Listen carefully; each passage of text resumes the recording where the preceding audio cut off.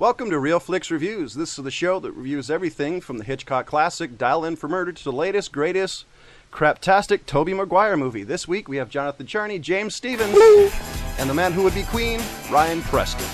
Hey!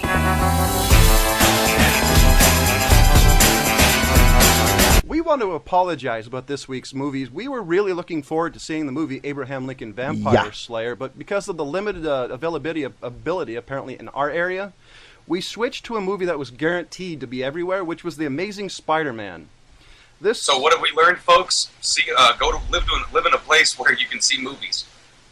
Okay. Or just do what everybody else does and watch them on the internet. Yeah, well... By the way, Old Guy Tech and the Real Flix Reviews is not telling you to do so or suggesting it, but it's what everybody else does, so... So you're saying if everybody else jumps off a bridge type of thing? Depends on the bridge. But hey, do or do not jump off the bandwagon. You know, it's there you go. That's better. Do or do not. So this movie just came out on the 3rd of July, and it's directed by a fairly new director by the name of Marc Webb. According to the IMDb page, this is his first major so-called mega release. And we all know why they hired him, obviously. Yeah, I mean, last name Webb. Come on, he's gotta do Spider-Man. So he did movies like 500 Days of Summer and episode of The Office and music videos. Wait, he did 500 Days of Summer? Yeah. Yeah, that was his first one. I think that's where he got Emma Stone. Really? That's a good one. And just to let you know, ladies and gentlemen, we're going to switch up how we do this here. What we've decided to change the format is we're going to give you 5 or 6 kind of bullet points, and then we'll discuss on from there. We're going to try to shorten the show a little bit.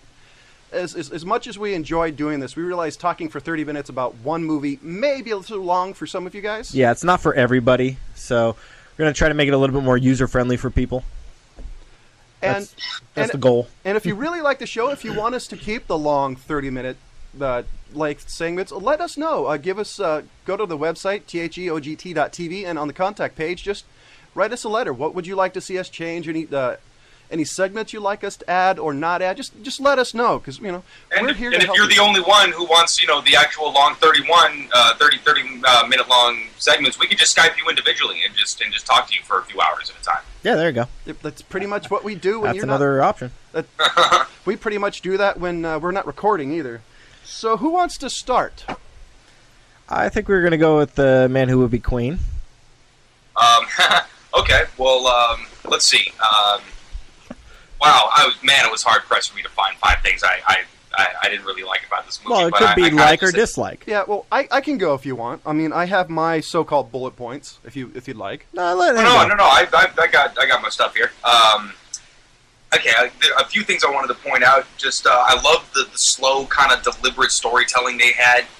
It seemed they had a real interesting story they wanted to tell, and kind of took their time with the character development. That was awesome. Wait, hold on. It was really old school. I was say, did you really think it was that slow of a pacing? No.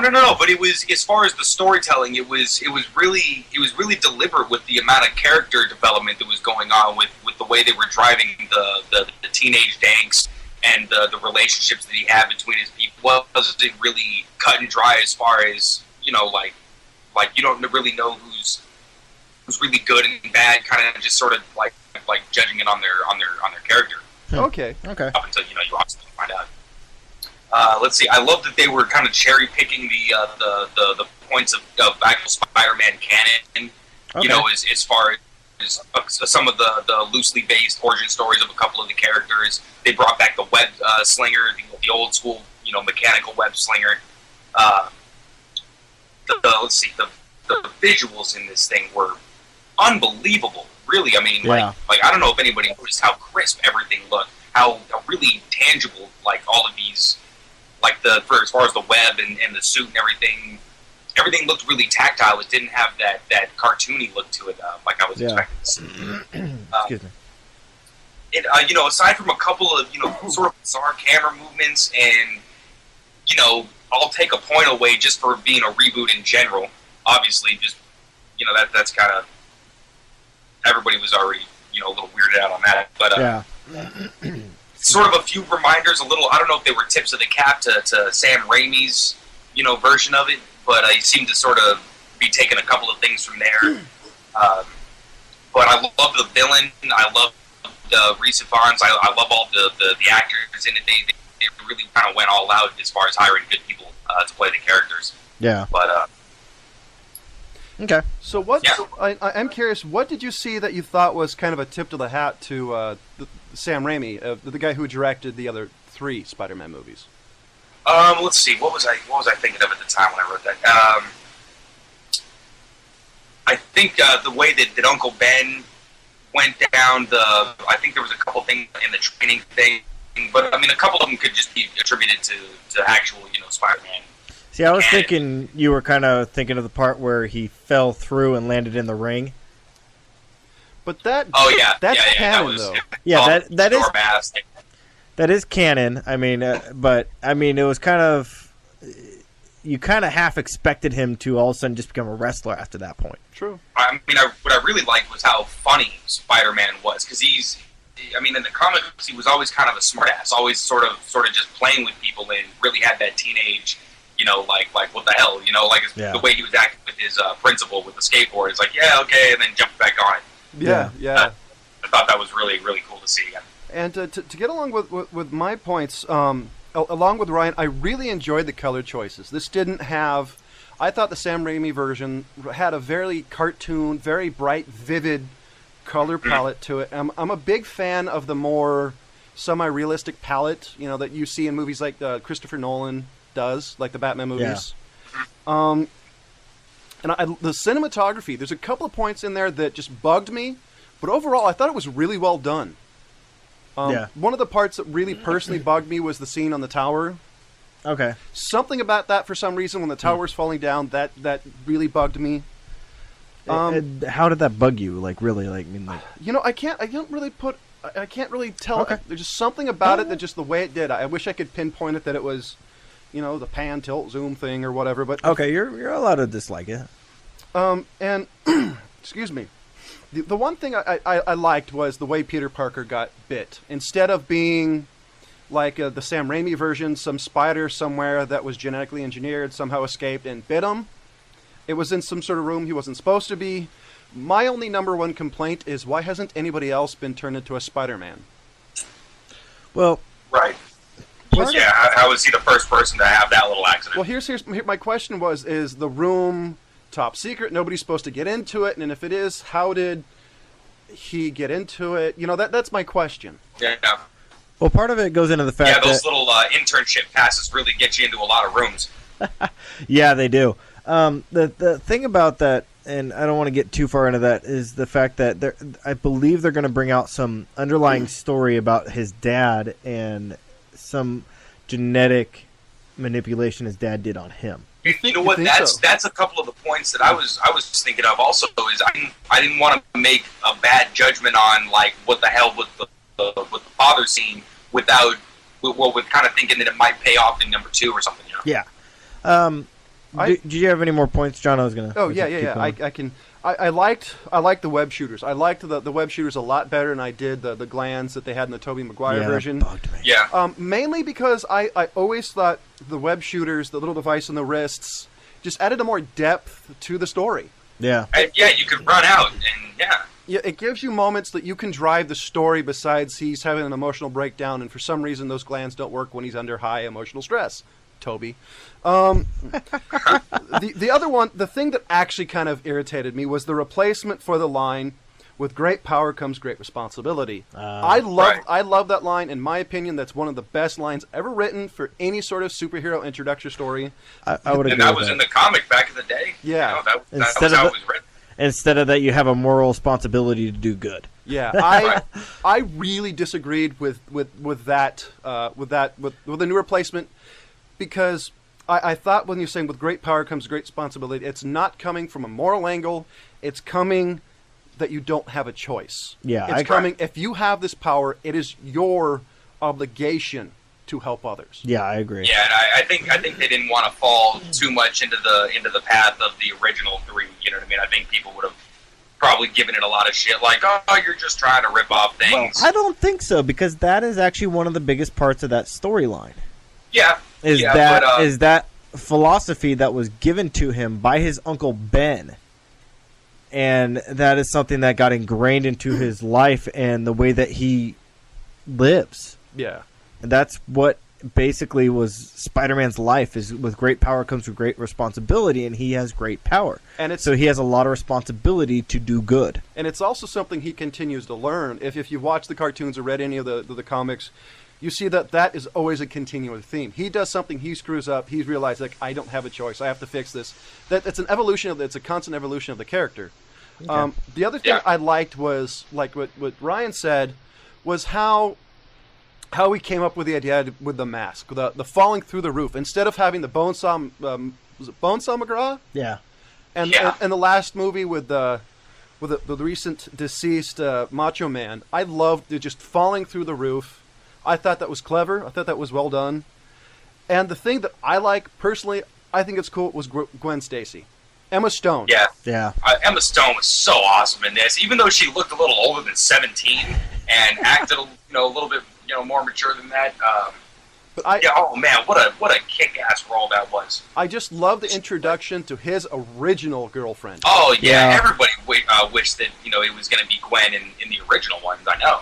Yeah. So that right there, just for my inner geek, I thought that was cool. Instead of the redhead, go for the one that he killed in the comic books. Well, and Gwen wasn't exactly always the damsel in distress like MJ was. You know what I mean? Gwen was always kind of getting her own shit together and getting herself out of trouble. Yeah, it made for. And I like that they brought in her dad too, the NYPD detective. That was a good angle, and then he got killed. Although I think in the original it was Doc Ock. They killed him in original canon, but yeah, I like that they tied that into the story. Yeah. So they really nailed the character of Kirk Connors too. Yeah. Yeah, Great they did. Job. I think they really did too. So my question for Dennis Leary: can he get a role that he's not a New York City firefighter, cop, or a giant saber-toothed tiger? Dude, he is a comedian. Yeah, he is. But he's a great stand-up. So he's kind of basing his. He's not an actor, is what I'm trying to say. So he knows the roles that he did, and he filled it. My last point was, like they said, I love the Lizard. It's always been a character that I liked, but the way they did this, I was not disappointed, which was something that I was really scared of them just really goofing it up. They're just making it not a character you hate, not a character you love, just a character that's eh. And I don't think they did it. I think they hit it pretty close to the mark. What about you, James? Yeah, I agree with you on that. My point on this one is that I like the bad guy in this one. The thing that I was really happy with is, unlike all the other three Spider-Mans preceding this, is that it wasn't as cheesy of a bad guy. Most of the bad guys in the previous three Spider-Mans were just cheesy. I think Sam Raimi brought him up as more of a cartoony kind of not characters that you could really take seriously. Like, I was really, really, really bothered by his portrayal of the Goblin in those three. I think that completely ruined that character for me, and I'm sorry, Willem Dafoe, but that was a horrible role. Well, I think one of the things was the fact that it was just like the previous non-Nolan Batmans, how they basically turned into live-action comics. Yeah. I think it's the trend, and I think it's a trend now to add a little bit more realism without the comic books. And I think that's what's going on here. Well, and I think they're realizing that they can equally, submit these to the older generations of people who like comic books and are interested in that kind of thing. Yeah. As darker characters, and then still have like kids kind of get into these things, because for as much as they might not be for kids, people think now that's more for kids now than the old school comic book cheesy stuff. Kids aren't going to read that stuff. They're going to read the dark, brooding stuff like they are now. Yeah, exactly. Like, what I was thinking is my first point about this whole movie is that I really, really enjoyed the portrayal of Spider-Man in this one. The whole smart-ass, the whole thing. Yeah. And to me, it was like night and day over Tobey's portrayal of Spider-Man, and I forgot to write down this kid's name. His name is Andrew Garfield. Yes. And the thing about him that I enjoyed over Tobey's most of all, this is one of my other points, is that you brought it up that he's got that witty, smart aleck thing going on of, that I'm swinging here, Get out of my Right, way, yeah, you know. not so much of a smartass, or not so much of a kind of a weenie as Toby was. Yeah, and this kid's only got 19 movies underneath his belt, and there was some forced acting in here, such as, you know, where's my daddy to give me this advice that John just brought up, was the different, that he had the moral obligation. That part right there, kind of, if you look at his face and the way he forced that line out, it wasn't very good, and it showed his immaturity as an actor. But the way that he portrayed this is that you can only see growth coming from him if he takes that and moves on with it. I think the number one choice here of Andrew over Toby was, sorry Andrew, he looked like the bottom rung person in high school. He looked like an outcast.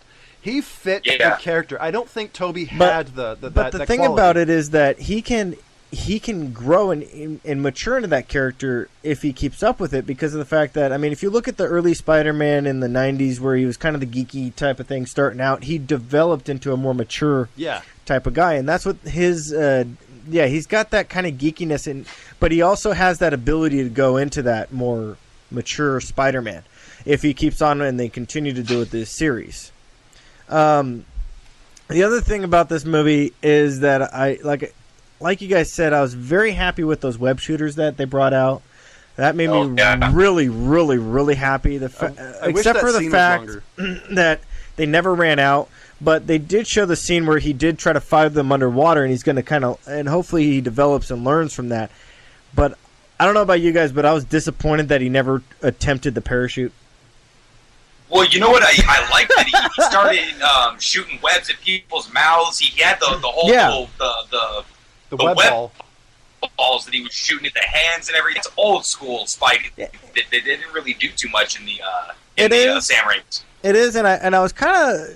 They didn't really go into it. I think it was probably part of the storyline because it looked like they were going to go into there, but they probably left it on the cutting room floor of the fact that he was making it and learning the compound of it and turning it into it. And I don't know if you guys caught this, but this was the same stuff that the spiders were making in the room that he got bit. Yeah.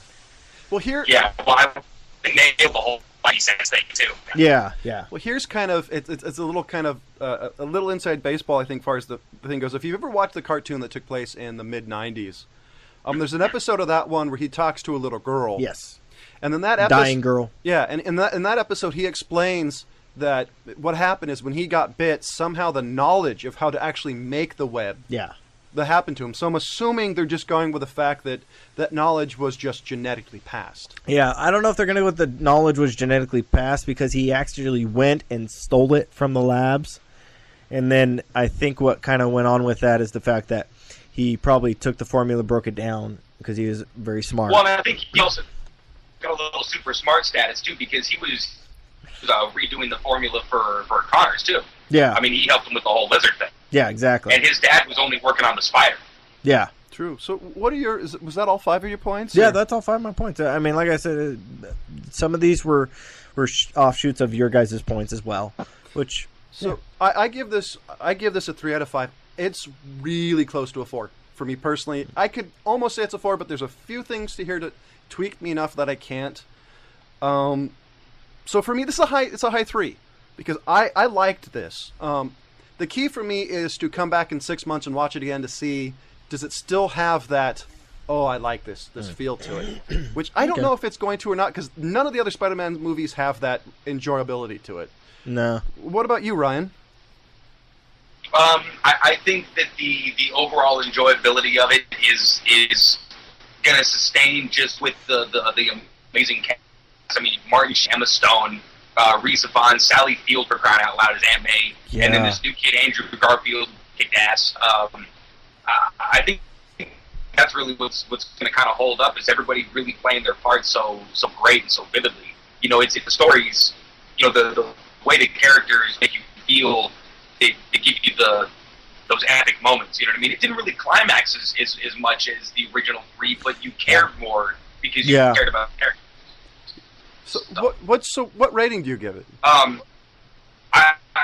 You know what? I'm right dead with you, man. I wish we could do pass because this would be a solid 3.5, but yeah, high 3, really really easy. Good damn movie. What about you, James? I am a big Spider-Man fan, and as far as the character of Spider-Man, I think he nailed it for me. Like I said, there is a little bit of forced stuff. There is some nitpicking things. But I really, really enjoyed this movie. I think that it's going to probably hold up and be one of the better Spider-Mans, and I'm actually giving it a 4. Wow. Yeah. Wow. Holy shit. So this is unprecedented, ladies and gentlemen. I know. This is unprecedented for me. Well, this is wow. This is the first time that he's given something a higher rating than I have. Nope. And Prometheus. me as well. Prometheus. I gave it a higher rating than you did. True. It almost then. So I gave it a 3. Ryan gave it a 3, and James gave it a 4. And James, it's James's turn this week for movie news. So what's on your list that caught your eye this week? The first thing that I got to bring up is I did a little bit of research and found 9 different movies coming out in 2013 that I think we should keep our eyes on. And the first one I have here, the rest of these I don't really want to get too much into discussion because it's going to take us quite a while to get through some of these. But the first one I want to hear your guys' opinion on this, and this is a movie called Oz the Great and Powerful.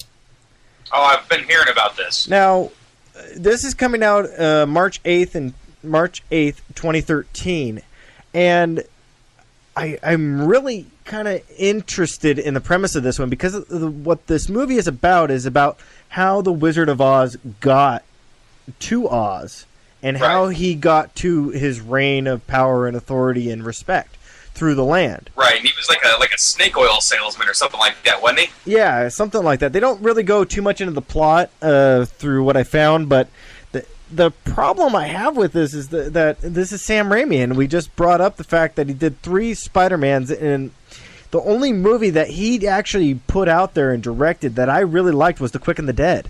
I think he's got a lot more movies than that, but that's the only movie of his that I can say that I actually like. Well, to give my quick 3-second thing is, I think because Oz is such a cartoony thing, anyways, I think he could do well. And the cast, it has James Franco, Mila Kunis. It has it's got quite a good cast. Ted Raimi, Bill Cobbs. I mean, there's some pretty A-list actors in that one, or high B. Yeah. But, I'm kind of on the fence on this one. I actually do want to see it because I like the premise of this storyline. I do. I really do like the premise of this storyline. I've always been kind of interested in that. I mean, if any of you guys ever grew up or have seen Wizard of Oz, you kind of have this mysterious thing of, where did this guy come from? How did he get there? And they never really tell you about that. He's the man behind the curtain. I am hoping that he has a tie-in with the Ruby Slippers. That's my thing. That would be kind of cool. I'm hoping they tie that into him somehow. That'd be kind of cool. Ryan, what do you got here? As far as the Oz? Yeah, what do you think of it? What do you think? Oh, man, I'm... it's probably going to go the same way that everybody's kind of doing movies now. It's going to be the dark version of Oz now. And, that's kind of what I'm expecting. I mean... And you know what? It's only a matter of time before everybody kind of gets sick of this shit. And it's not something that I really personally want to get sick of. Like, I'm kind of enjoying the little different takes. Or just the slightly darker, takes on things. But at the same time, if 5 years from now I'm watching another, Wizard of Oz after this one, hell, man? I just don't want to watch the same 14 movies over and over and over again for the rest of my life. Exactly. Well, don't worry, you have RoboCop in the middle of that one. Oh, hold on. Yeah. All right, you guys ready for this one? Coming out in June 14, 2013 is Man of Steel with Henry Cavill as Superman. Now, hold on. I got some big name. Don't look it up, John. I want your first things on here. Okay, I'm listening. So, playing Jor-El, Soup's dad, is Russell Crowe. Who's playing That'll Superman? work. You have Kevin Costner playing Jonathan Kent, and Lawrence Fishburne playing Perry White. What? Perry White. Who was Perry White again? He is the owner of the newspaper. Perry White's the okay. Daily Planet editor-in-chief. Yes. So, I mean, there's a big name actors in this one, and I'm kind of thinking maybe they're actually going to do Superman right. Oh, wait a minute. Wait, hold on. The lead guy, the Henry Cavill, who's going to play Superman, was the movie Immortal. Yeah. Interesting. So, I mean, this one, just on the fact that, I mean, they even got Russell Crowe, Kevin Costner, who's basically doesn't do these types of movies. Honestly. But Kevin Costner would be freaking dope for, who is he playing? Jonathan Kent. Well, he's just the perfect age for it. Have you seen him in the what was it, the Hatfields and the McCoys? I know. He's right at that kind of fat age. And then we even have old and bearded. But we even have Fishburne cool. jumping on board here. I mean, seriously, really? I wonder how many people are going to flame it online as, what? Perry White's black? Oh, I know. This is an outrage. That's racist. I actually, I have to admit, I'm looking forward to this. Yeah. And I don't like Superman in the least, but this one looks interesting enough to pique my interest. Okay, another one coming out May 3rd, 2013 is Iron Man Goes to China. Really? Is that like a real thing? Iron Man 3. Iron Man goes to China to fight Mandarin. Oh, this one? Oh, okay. I thought, is that like an actual subtitle? No. That's one that I threw in there. This one, though, Okay. this one has the tie-in to Extremis. Yes, it does. This is the one where he can control the suit via his mind. And, oh my God, Guy Pearce is in this movie. Yeah.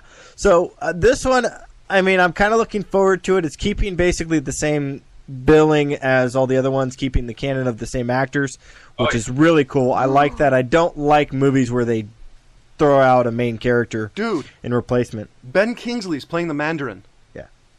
That'd be amazing. I can't wait to see this. And November 8th, we have Thor 2 coming out. There's no summary on this one yet.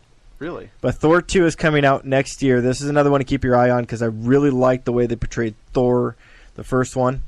And hopefully they bring in something about the Rainbow Bridge. That'd be kind of cool. And, all right, guys, July 26th, are you guys ready? Hugh Jackman is back as Wolverine.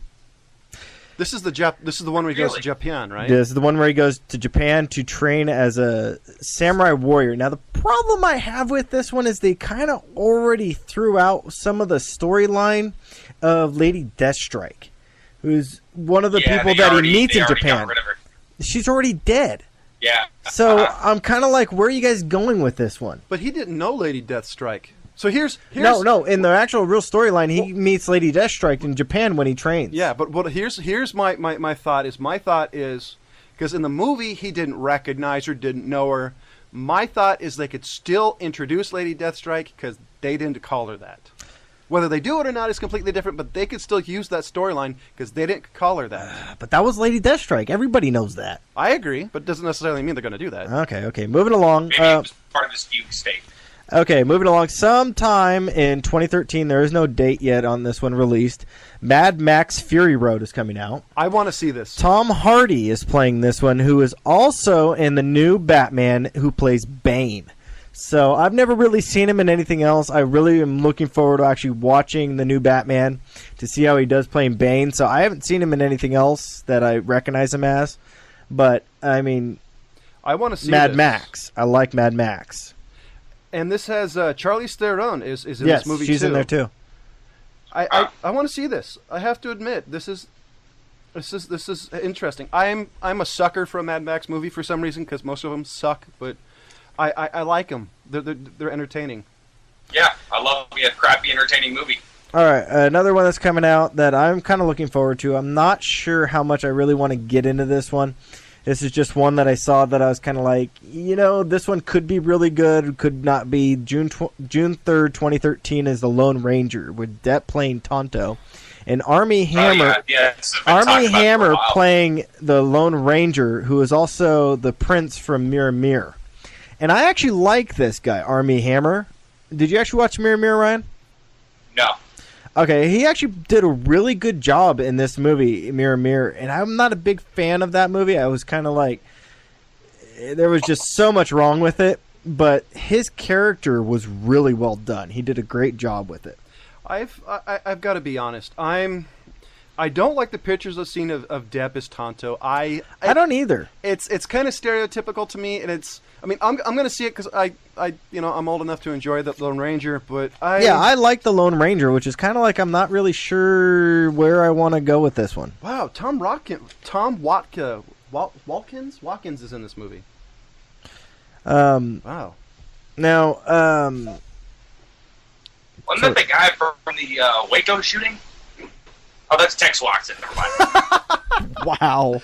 Okay, August 2nd. That's who is. Sorry, just real second. Tom Wilkinson was also in Batman Begins. Yeah, sorry. Okay. I love that guy. My bad. So what you were saying, James? August 2nd, 2013 is 300 Battle of screwing this one.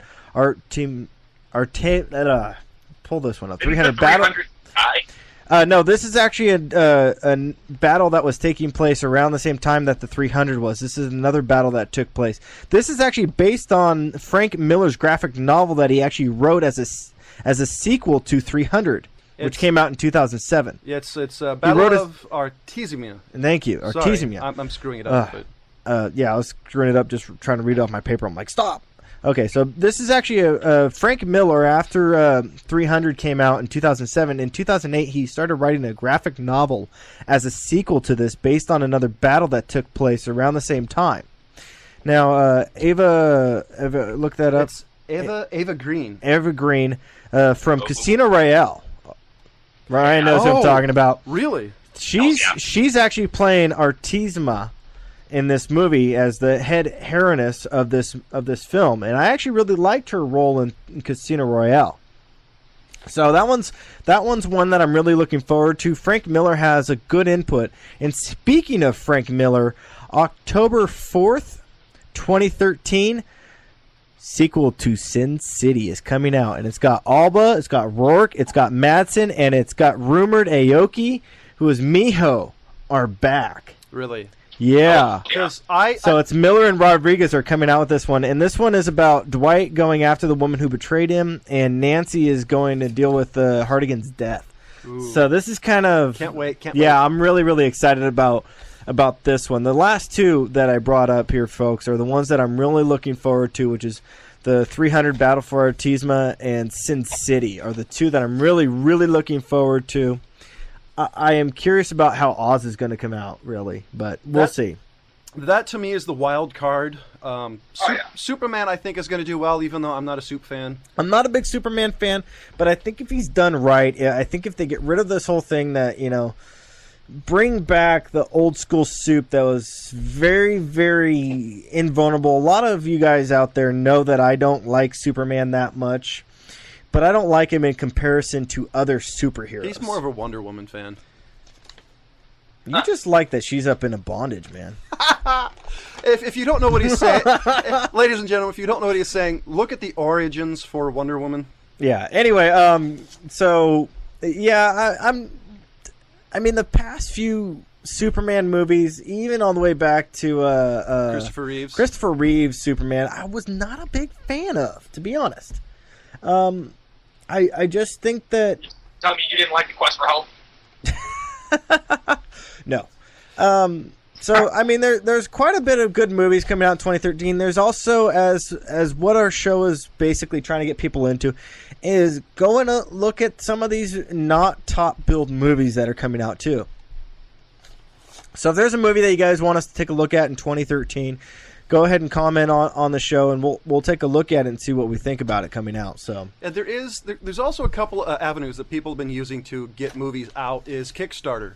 Matthew Lillard has a movie called Fat Kids Rule the World or something like that. There was a project on that. Oh one, yeah, which I kind of want to see. Yeah, there's another one called See Something that I want to see. So please, if there's any super indie movie that looks good to you, let us know. Yeah. Because we don't see everything, unfortunately. But we are willing to watch basically anything. Yeah. If you don't mind us, damn true. If you don't mind us giving our honest opinion, whether we like it or not, we trust love me. movies. I have watched so much crappy movies; it's not even funny. It really is not. No, it's not. So it's a long list of trauma disappointments. So John's got trauma and wickeds, yeah. So next week's pick is mine, and I wanted to change it up a little bit. Next week we're going to watch the original Ghost in the Shell.